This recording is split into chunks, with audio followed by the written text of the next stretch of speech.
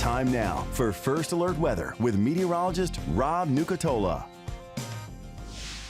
All right, we start on the 24-hour temperature cast. Got a lot of numbers right around 60 this morning, some in the 50s. I think there'll be more in the 50s tomorrow morning. And daytime highs today likely going to get up over 80 or real close to it. Maybe not as high into the 80s as it did over the weekend.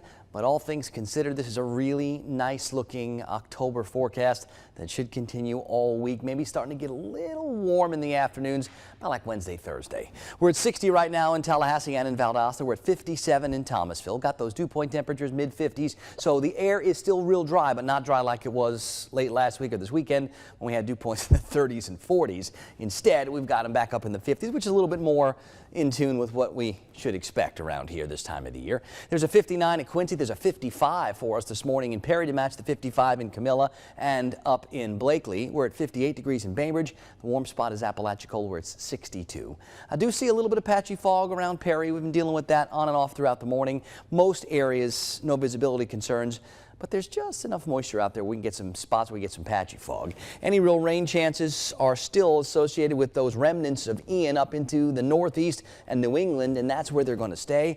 The southeast, the Gulf Coast, even across the middle of the country. Higher pressure is the big weather player, going to keep things dry for the next several days. I think we're in for another really nice stretch of weather here that probably lasts most of the week. If we're looking for some issues with this forecast, the fact that we haven't had any real rain in about 3 weeks is one of them.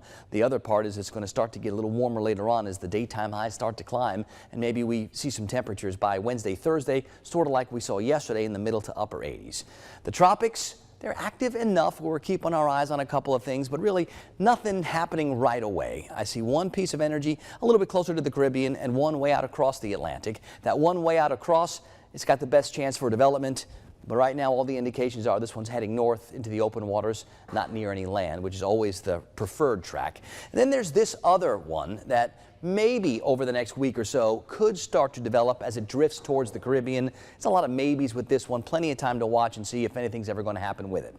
On the Gulf close to home, it is still a bit breezy. Winds out of the northwest 10 to 20 and seas 2 to 4 feet. Our forecast calls for really nice and comfortable conditions. 50s and 60s with the clear skies early.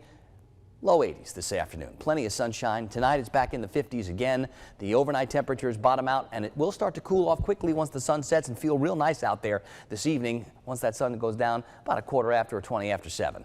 Here's a look at that forecast for the next 7. The noticeably absent rain chances are the big issue here. We're going on 3 weeks without any real rain, and it's likely going to turn into more because I think this week those chances really